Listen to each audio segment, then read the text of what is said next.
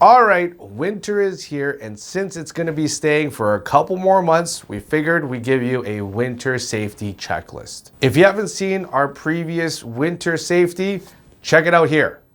Number 1, if you want to reduce some of the cold air that's coming through your windows and doors, you can get some weather strips at your local hardware stores and really install it yourself. Number 2, if you're planning on traveling throughout the winter, it might be a good idea to keep some of the cabinets open that's under the kitchen sink or bathroom sinks so that the warm air in your house can go into the cabinets to prevent your pipes from freezing. Number 3, get your furnace serviced every single year. And we can't stress this enough because they usually break down and stop working on the coldest day of the year. Get your furnace serviced and make sure that it's running smoothly. Number 4, keep your space heaters away from combustible product and items around your house. Obviously, you want to make sure there's no leaking gas or any flammable products around. Number 5, you can monitor the outside of your home. Look around the foundation, make sure there's no buildup of snow or water, because the last thing you need as the spring comes and the snow melts, that there's no water coming into the foundation. So there you go. There's 5 tips to keep your home safe in the winter. If you need any referrals or contacts for handyman or service technicians to make sure your home is running well in the winter, give us a shout. If you have any questions, we're here to help. Send us a message, and until then, stay warm,